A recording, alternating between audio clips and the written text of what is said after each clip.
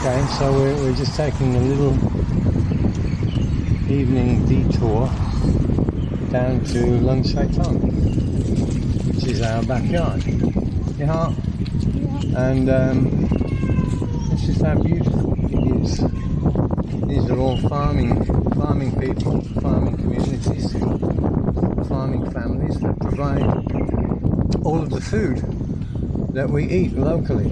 So all the students at the university, hello, all the students at the university, all the families, all the teachers, this is where all the food that we eat, the fresh food, is provided. This is where they grow it.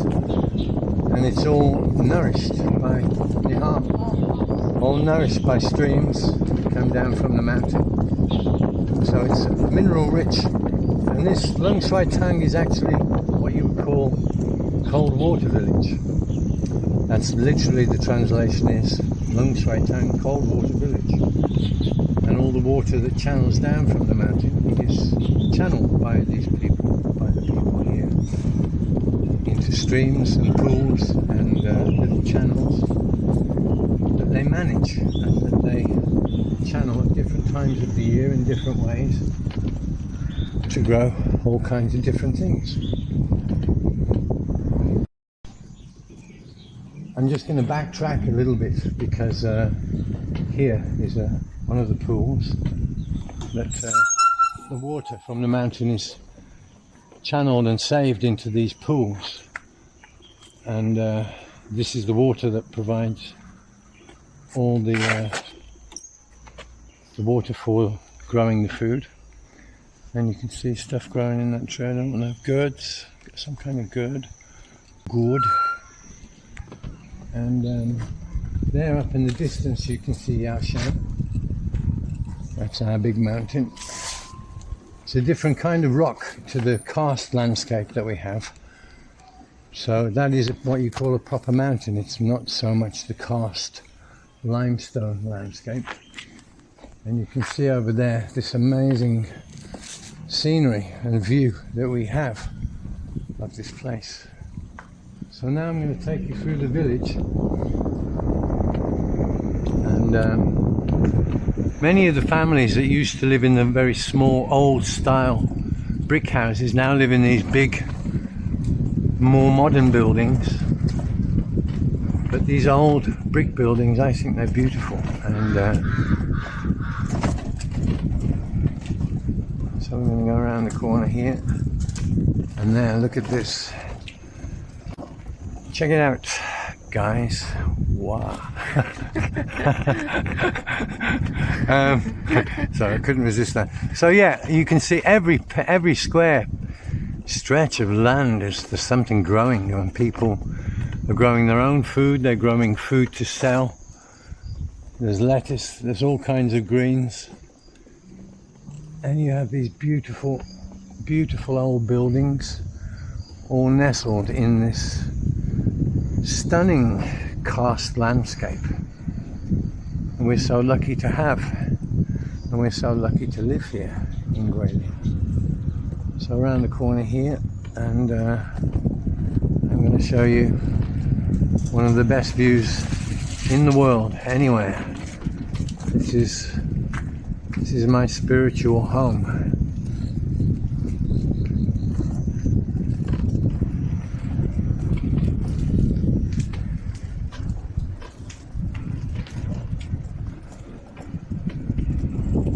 I'm just going to, oh, it looks like they're doing some building here. There's a lot of land being cleared away, so it's suddenly not quite as pretty as it was 2 days ago. That's changed quick. The pace of change in China. So what's going to be built here, I wonder? And if we go just around this corner, there's a friend of mine who lives here. They renovated an old house, Wu Bin, and him and his father renovated this place, and they've turned it into a little palace. And Baba Wu, he farms all this land with his own hands. There's their place up there. And it's immaculate. We'll go in one of the days and I'll show you, take a look around. But now you see this panorama. Okay. Let's have a yeah, scan around. And we'll go down the track.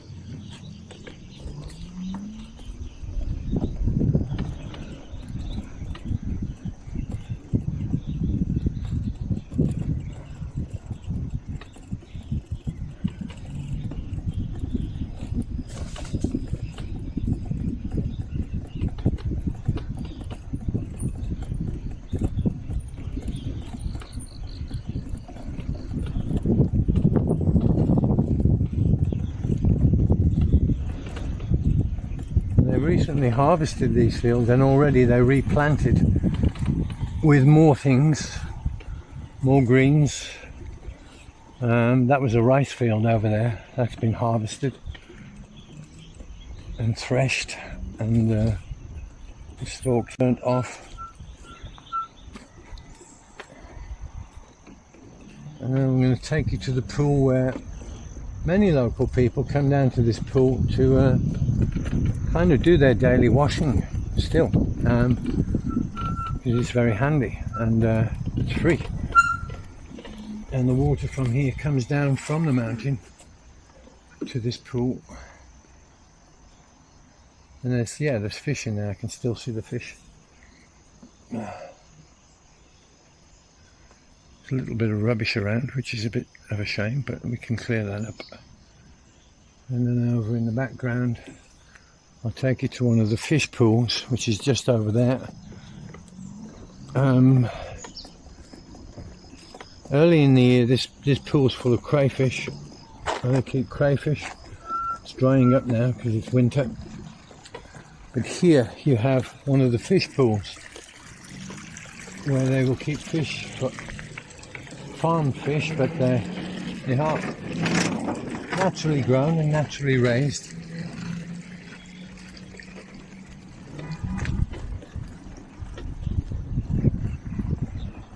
And then again we get a new view around here.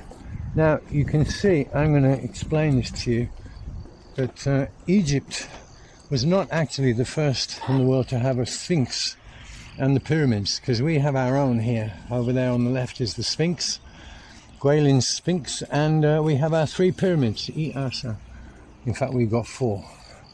So there's our Sphinx and our pyramids. And go a little bit further, you can see the pool here. You might be able to see some of the fish just in there. Yeah, I can see some swimming. Yeah, again, all the water's kind of slowly drying up a little bit now because it's winter and there's less rain.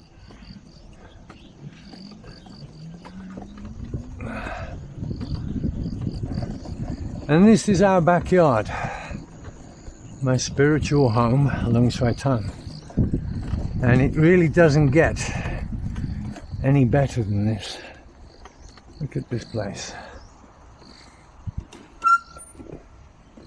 So we're going to take you on the rest of the journey through Long Swaitan, and you can see one of the cranes over there in the background against the mountains. That's the building on the new buildings of our school, and you've got our Sphinx over there, and then our pyramids. And we have the stream down here which runs all the way through the village, this stream. I'm just going to pull in so I can let this guy go past, and then you can get the stream going back over there and the mountain and the view of Yao Shan towering above us. Right, so let's go down the path.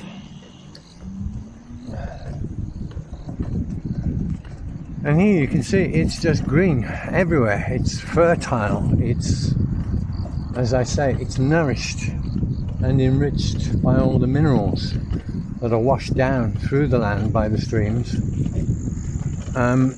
So it's a pretty healthy place. The air's good. The environment's good, the weather's good. This time of year, November, the pools are drying because there's less water and less rain coming down.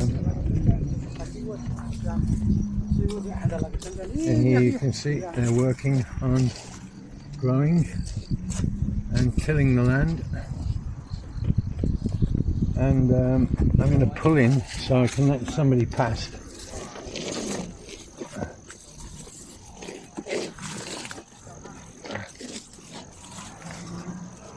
So all this is Barrie VVeiss' other land here, but it looks like whatever was growing has been dug up and used now. So that's going to be probably left fallow for a month or two to recover from all the growing. And then you can see against the hills here, you can see the graves.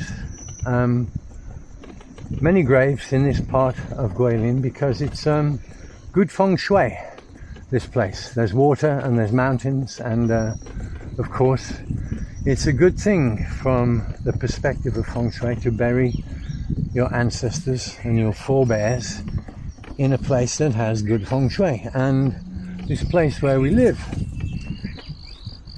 in the Vale of Yaoshan actually has great feng shui, which is why there are so many graves here.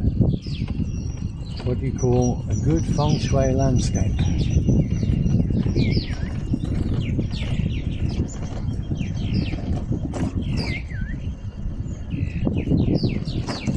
In the distance there's another village which we won't do today, and which I'm trying to remember the name. What's it called? Yanqian Chun, which is, I think, village by the big rock. I think that means. And there's the big rock over there. But if we have a quick pan around, and you can see how blessed we are to be living in this amazing landscape of China, Guilin.